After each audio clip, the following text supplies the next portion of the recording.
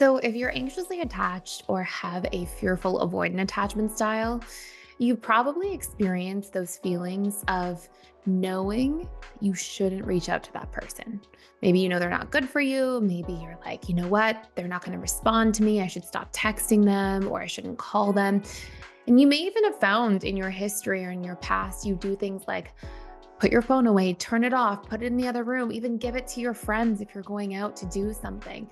All as a means of trying to control that urge to reach out to that person who may not be reciprocating in the way that you're looking for, or maybe even is not healthy for you, is not capable of showing up in a way that's right in a relationship. And yet, as time passes, moment after moment, you end up slowly creeping your way back to texting that person, to eventually making that phone call. And maybe you even find after the fact that you beat yourself up for it. Well, there are actual really important reasons why this is happening. And I can tell you right now, those reasons are not things like you're weak, you're not strong enough, you don't have self-control, they're your soulmate. We often give all this meaning to these situations and we tell ourselves all these things and we beat ourselves up, or we put somebody on such a big pedestal and assume that that's the reason why we're doing it. They're so perfect. That's why I keep reaching out. And all of those may be very untrue concepts or ideas about what's actually going on. And so in today's video, I'm going to take you through some core reasons to help you gain insight into yourself, your healing journey, your experience as to why we text or call somebody when we know they may not be right for us.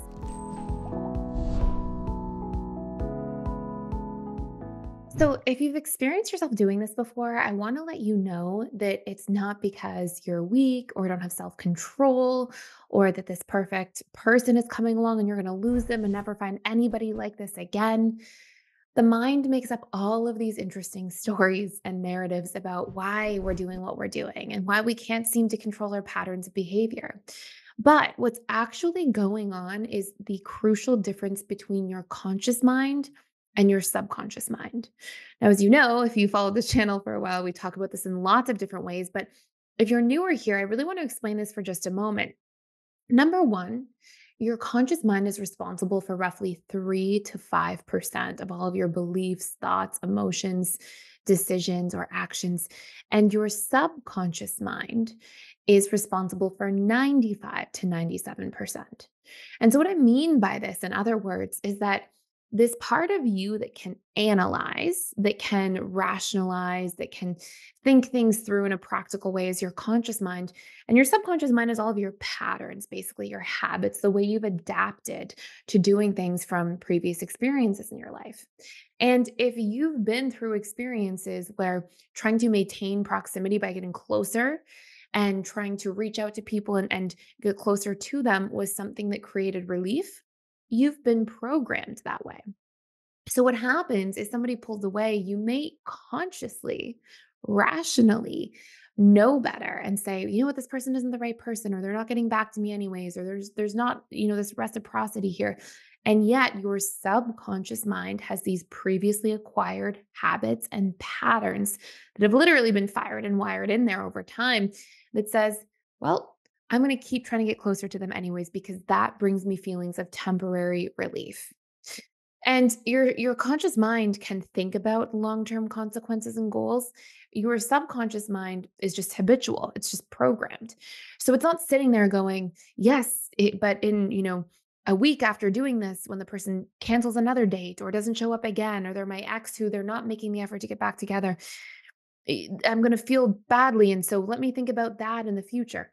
No, your subconscious mind just says, oh, here's the program of how to feel relief when we feel distance. We try to get closer, we reach out. And so you go through that same kind of patterning and programming. So again, it's not that you're weak. It's not that you're not capable of resisting this person. It's not that this person is necessarily the most perfect person and you'll never find anybody else like them, which we love to tell those stories, especially the more anxious attached individuals, as we get to a space where we feel somebody pulling away. And it's also not that everything is your fault and that you're supposed to be the single-handedly only one person in the relationship dynamic to fix everything. Although those tend to be the types of pressure and expectation that anxious and sometimes fearful avoidance put on themselves. So, what do you do about this? Now that you've maybe realized, oh, this is a habit, this is a program that I have that's causing me to do these things even when I know better. And by the way, this spreads across all different facets of our lives and society, right? This conscious versus subconscious form of cognitive dissonance exists when we tell ourselves, I'm going to go to the gym every day, and then we don't. Or when we say, oh, I'm going to quit eating chocolate as my New Year's resolution, and then we're eating chocolate 24 hours later. Or, all the different things we say we're going to, oh, stop procrastinating, stop self sabotaging. There's no actual such thing as self sabotage. Like your conscious mind doesn't wake up and say, today I'm going to sabotage my life. No, you have an intention with your conscious mind, that 3 to 5% tip of the iceberg part of yourself. And then there's this huge iceberg beneath that body of water that says, hold on a second here. We have different plans than what you're telling us to do, and goes back into its habitual self. And that's what we experience as self sabotage, that we intend one thing, but our subconscious programming wins. And one thing that you should know is our conscious mind can't outwill or overpower our subconscious mind. So this is a huge realization. This is a huge thing here. So, what do you do about this? What do you do to change this? If you are sick and tired of feeling like I have this pattern, I have this habit, and I keep reaching out to this person. Well, you want to understand that when you do this, you're reaching out to get a need met. You're reaching out to get relief in some kind of capacity. And when you can get clear about what the person you keep reaching out to represents in terms of needs, that's a really powerful first step. So let me give you an example. Let's say that your ex or this person maybe you're in a situationship with, but it's just not really going that well. Let's say that they're what they do give to you, even though it's intermittent, even though it may be really sparse, it may not be something that's really there consistently in the relationship. Maybe when they are around, they make you feel like they can do, spontaneous things with you, and they represent this need for fun in your life.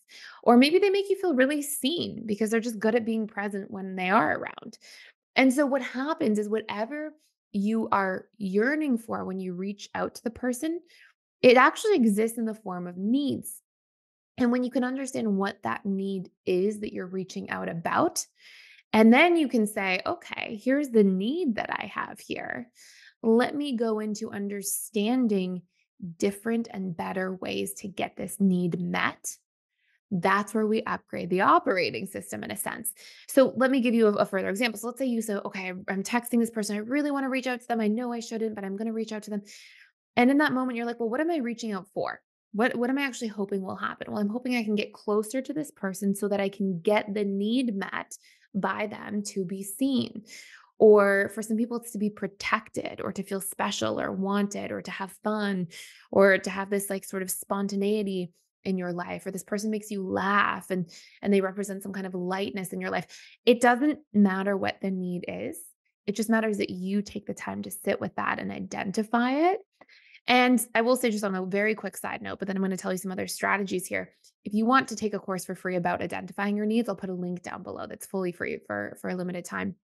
But the next step, once you've identified that need, is to then say, okay, how can I meet this in other ways? Because if you imagine your needs are sort of like buckets that need to be filled in your subconscious mind, and your subconscious will reach out in all these different forms to get its needs met. Well, when you fill the bucket, then all of a sudden you get into a position where you don't need to reach out to somebody who has a lot of downsides, who may not be able to meet the need properly, or maybe an unhealthy source of getting those needs met. You don't have to reach out to somebody with these unhealthy downsides as a strategy to solve this problem. And so, what you can do instead is feel like that bucket is full by you meeting your own needs in healthy ways, which actually has to be our important first source. And then us also having other healthy ways of expressing that we need these things from our close friends, from trusted family members, or other people in our lives. And by doing this, like for example, you might say that the person that you're reaching out who's your ex, you might say, oh, they make me feel really seen. Well, how can I make myself feel more seen? I can journal, I can meditate, I can check in more with my internal world and what I'm feeling. And as I do those things, that's going to fill that bucket up. And then I can go to other family members and say, look, For me, presence, people being present with me is like really meaningful. Or I can go to friendships and say, I'd love for us to be more present when we hang out together. Like, let's put our phones away when we chat at dinner, or and you can express this need to other people who can meet that healthily, and your bucket will fill up more. And now what happens is that subconscious part of you that's pushing and pushing to get this need met, that's driving that behavior where you're like, wait, why can't I seem to outwill myself out of not sending that text? Instead, your subconscious is, in a sense, it's satiated. Those needs are met. And now you don't need to reach out to somebody who has all these downsides attached to them in the relationship with you to feel better. And now you can make healthier conscious choices because you're satiated, because those needs are met proactively in healthier forms. And it's going to stop you from reaching out to the forms that you know consciously are not right for you. So, I hope this makes a lot of sense. I think it's such an important topic. I'm definitely going to do a series this week of like more subconscious oriented things because it's such a big focus area here. And if you have questions about this, let me know in the comments down below. If you've sent a text and regretted it later, let me know why, what your systems were, what needs you were trying to meet during that time period. I would love to hear about what's going on for you. And that's it for today. Thank you so much for watching, for stopping by here. Please like, share, and subscribe if you're new to this channel and if you enjoyed this video. And I can't wait to see you in future videos. I put one out every single day, so hopefully I will see you stop by tomorrow. Thank you for watching.